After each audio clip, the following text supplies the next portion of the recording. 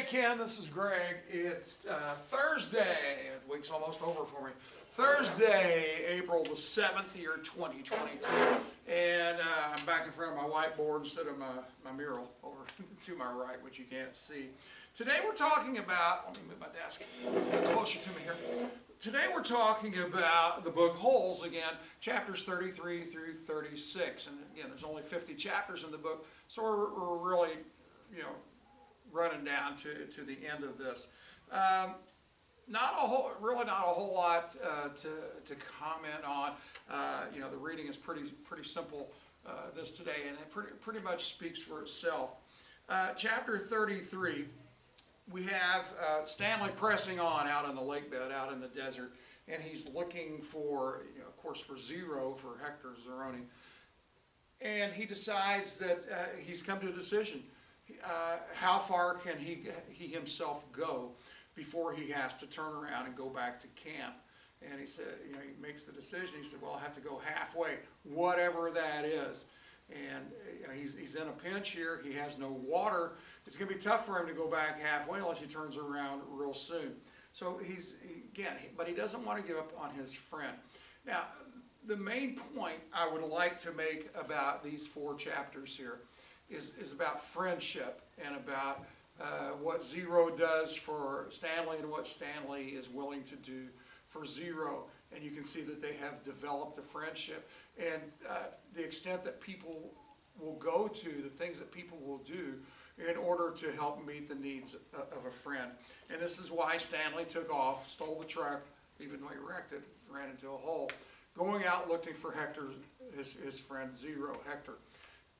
Because he doesn't want Zero to die. He wants to save his life. But even as he left in the chapters yesterday, he already had this evil foreboding that it was already too late to do anything for Zero. But he's going to go on trying, and he's got it's like the pilots, airplane pilots in World War I, they had a mark, on their gauge, the point of no return. And once you get past that point of no return, you couldn't go back. You were going to run out of fuel. You're going to run out of fuel, and you weren't going to make it back to the aircraft carrier or to the airport, wherever they started from. And this is kind of what's going through Stanley's mind right now. What is my point of no return? What's the farthest that I can go in search of Zero? So anyway, really kind of ironic, near the end of that chapter, he finds the bag, the bag for the sunflower seeds. And what does he find? 1 sunflower seed in that bag, and that was his supper. Or lunch, or whatever you want to call it. That was his meal for the day. So that was chapter 33. Chapter 34. He's finally able to sight the big thumb, God's thumb, as his great grandfather called it. He's able to sight the big thumb, and when he first saw it, he started going towards it. You know how this is with long distances. It didn't look like he was making any progress. It looked like it was no closer than it had been, 10 minutes before or 15 minutes before. And he was talking to himself. He was deciding whether it was already too late to turn back. However, as he was going, he saw something. At first he thought it was a tree sticking, like a tree stump. However, a tree stump could be out there in the middle of the lake. I don't know. I guess from 100 years ago, I guess it could have been. But a tree stump that he thought it was a tree stump lying there, and as he walked up to it, he discovered it was a boat. And he doesn't know anything about Sam, and the story of Sam and Kiss and Kate Barlow. However, we know, as readers, we know when he saw the name of the boat, it was the Mary Lou, and which was the name of the donkey as well. And so we were able to put 2 and 2 together. This is where Sam got run over by Trout Walker in his motorized boat, and where he got shot in the water, where Sam got shot in the water. But not only did he discover the boat, but when he got up there, right at the end of the chapter, there was somebody in there as well. This chapter 34. And at the end, it left us kind of a little bit on a cliffhanger, even though we probably should have been able to figure it out, without any more evidence from it. But in the beginning of chapter 35, then we discover that it's zero. He's alive. Somehow he has remained alive. Now, the thought that I had going through my mind as I was rereading this morning is not necessarily how he survived, because I knew that. I read it before, the splush. That's how he survived, and Zero said it's cooler underneath the boat here. You know what, the thing that really I had the biggest question about in all this was, what about those yellow spotted, lizards? Why didn't they live in there? And I would have been rather afraid myself to have gone in there and to stay in there for a number of days, even if they weren't there when I got there. Were they going to come there? Had they built their nest there? That was the biggest thought that went through my mind. And fortunately for Zero and for Stanley, there were no yellow spotted lizards in there, because they would have. I don't know how they'd have gotten out. Stanley, maybe he could have pushed the boat up. I don't know, but there was just a little shaft down there through which Zero climbed, and which Stanley climbed as well. We get introduced to this thing called splush.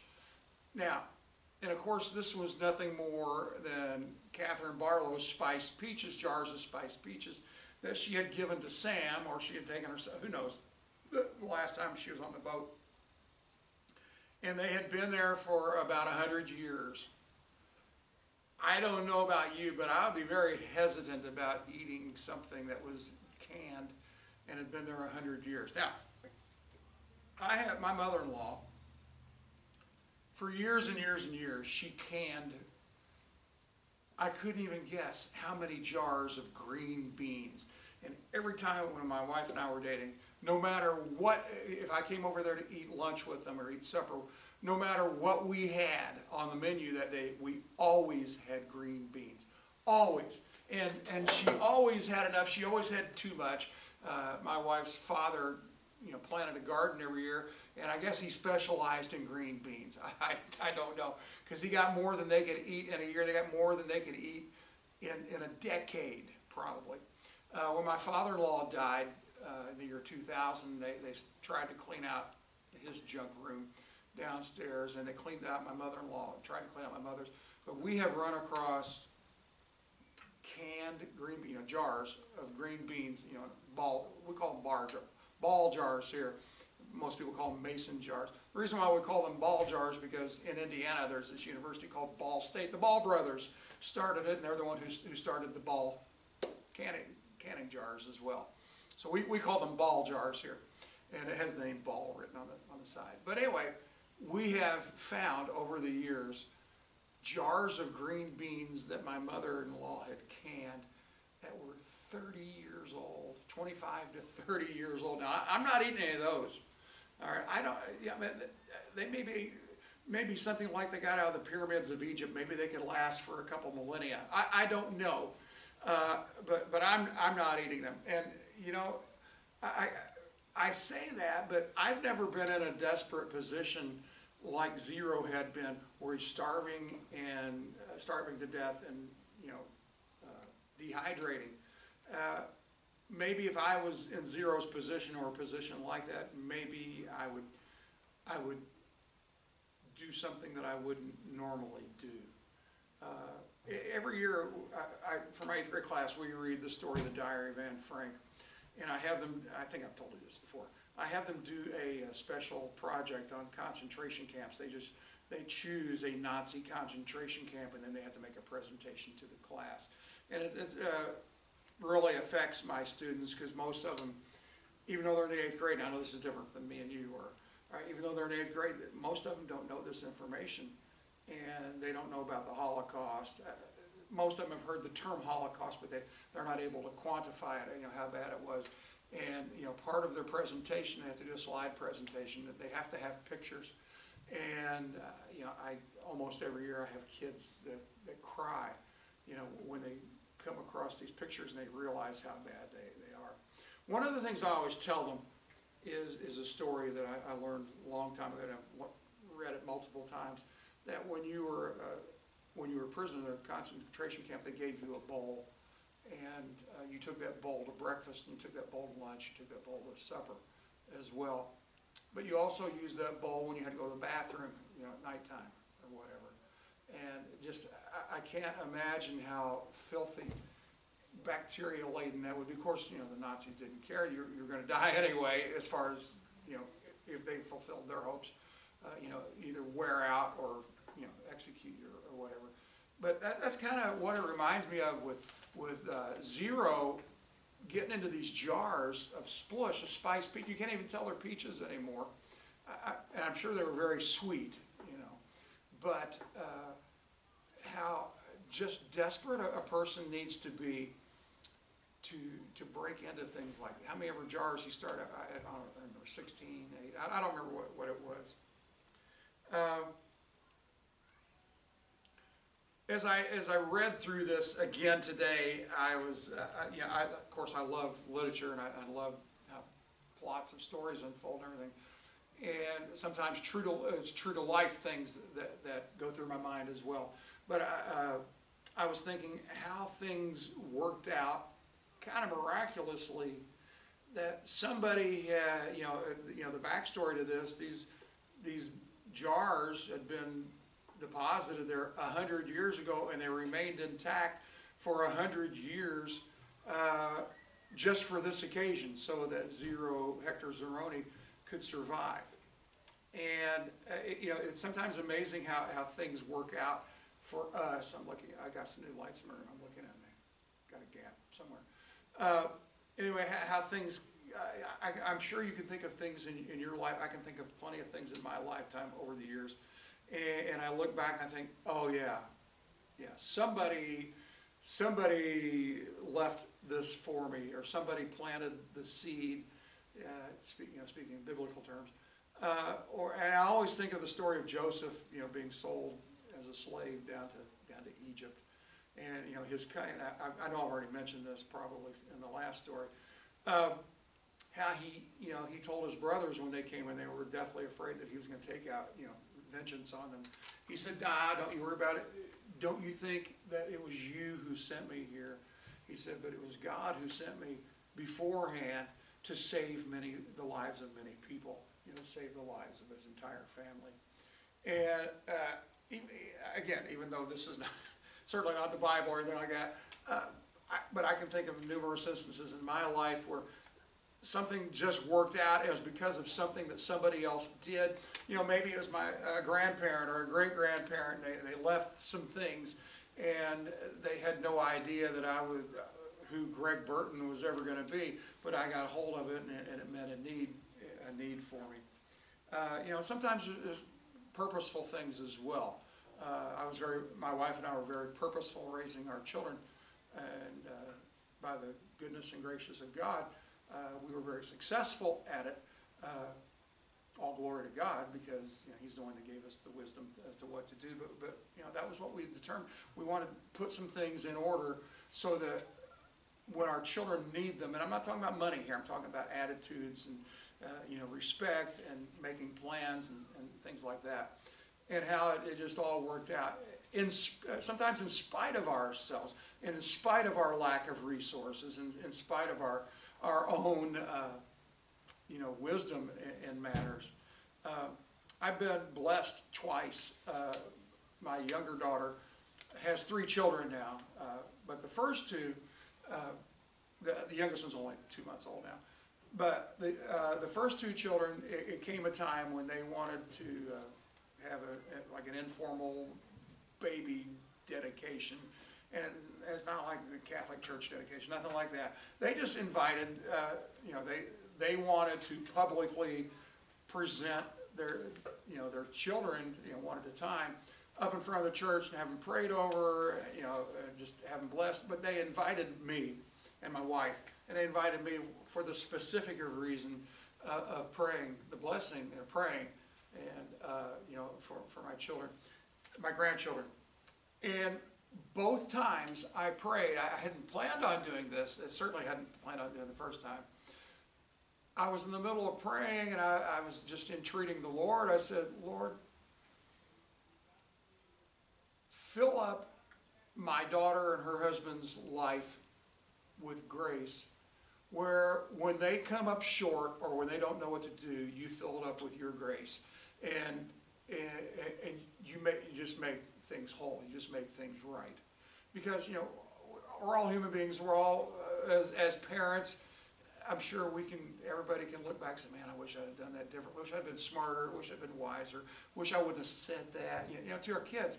And, we're just human beings, and we have our shortcomings, and we have our limitations, of energy and strength and wisdom.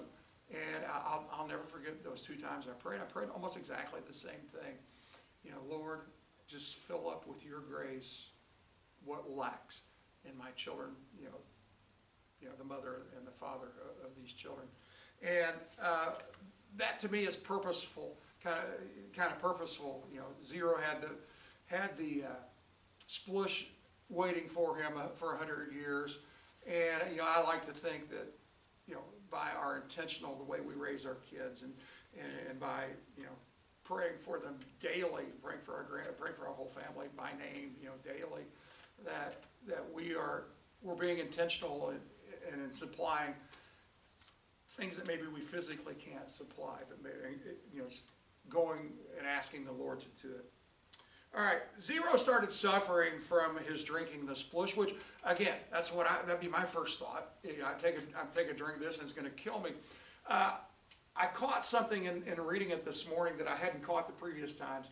Apparently, some of the jar lids were looser than others, and so Zero could get those lids off. So maybe they weren't tight enough, and maybe that let the bacteria in. But the ones they had to knock off with a shovel were so tight, I guess which explains why Stanley didn't get sick. Those kept the bacteria out. Zero recognized, when they come out under the boat, and Stanley says, what do you see out there? And he's looking at the rocks, and Zero holds up his fist, and then he holds up his thumb. So Stanley knows he's not been imagining what he's seen. Stanley wanted to take Zero back to camp and strike a deal with the warden. We talked about that already. Zero just flatly refused. He's not going back. I mean, he had nothing to lose. Even if he died, at least in his thoughts, it'd be better than having to go back to the camp, because he knew if he went back there, he was going to have to suffer greatly, suffer alive. All right, and then the last chapter, they're moving towards Big Thumb, and Zero really struggling hard. Sometimes he can't even, as he's lying there on the ground, he has a hard time even getting up. And he asked at one place, of course he hasn't learned to read, put everything together yet. He wanted to know what, and I don't have the book in front of me. The name of the boat was the Mary Lou. He pronounced it more phonetically, and it wasn't that. So just showing you that he's continuing to be able to read. Kind of a sad, poignant part of this. Stanley is, I think he's kind of figuring out that Zero's probably not going to make it the way things are. He's going to die, and he's sad about that. And he's also thinking about his own death. And what really makes him sad is not the fact that he's going to die, he thinks, but what are his parents going to think? They may never find his body out there. They may never discover him. And he's thinking about the torment that his parents are going to have, not knowing what became of their son. And I got to think about that too. How's the warden and the camp counselors, how are they going to explain all that? There's no logical way they can. But how they can get away with Zero because they erased him, from their files, and probably no record that he was there. But they couldn't erase Stanley. He had family. Zero didn't have family, at least none that that they could contact or would be concerned or even knew he was there. But Stanley's parents knew he was there, and there was no way they could explain him away. Climbing up to the top of the ledge there, they're not at the top of the mountain yet, but they're climbing up the top of the ledge. And this strains your believability here. Stanley hoisted Zero up first. Zero went up. Stanley handed him the shovel. Then Zero grabbed the shovel and let Stanley climb up. And of course, that just ripped. The part of the shovel just ripped into Zero's hands. And when Stanley got out there, discovered he had blood all over his hands, and it was Zero's blood. As I said, my last little point here is reiterating something I said earlier. This, not just these chapters, but it's really pretty much the rest of the book as well. This demonstrates friendship, the friendship between Zero and Stanley. And why did they become friends? I kind of think that Zero had more to do with it than Stanley did. First of all, Zero knew that Stanley was innocent, and Stanley didn't believe there. And Zero knows from firsthand knowledge that Stanley didn't do it, because Zero had actually stolen the shoes, as you remember. But what is it that causes us to strike up a friendship with people? I've known I've known some people over the years. Let's just put it this way, and you're one. I've known some people over the years that just from initial meetings, I like them. I can't explain that. I've worked with 3 or 4 people in my life that the very first communication I had, the very first time I met them, I thought, okay, this is somebody I like. Something subconsciously that I can feel, I can read, I can see. I don't know how that works. And there's other people that, it takes us a while to get used to them. Some people I've had in my lifetime that I didn't like for a good long while, but as I hung around with them more and did things with them, that I began to truly like them. Those are good, they turned out good friendships. And other people I've known, salespeople, many, not all, a few salespeople at Chesapeake, one in particular, that I never liked when I worked with him, and to the day I die, I probably won't like him, just as a human being. Now, he was our top salesman. He had what it takes to irritate people enough to buy from him. I picture this. One of our customers, our salesman, drives up in the parking lot, and the secretary says, "Hey, boss, Ralph's here," or whatever his name was. "Ralph's here," and I can see the boss. "Meet him at the door. Don't let him in. Tell him we'll buy 1,000 boxes, but just get him out of here." Because the boss knows if Ralph gets in the door, it'll be a 5,000 box order or a 10,000 box order. And he was our top salesman, and I appreciate the work that he did, because it made a lot of money for the Chesapeake, and helped pay my salary and stuff like that. But just not a very likable person. But anyway, back to this friendship between Zero and Stanley. It's a remarkable friendship. It's a deep friendship. They are willing to risk their lives for each other, like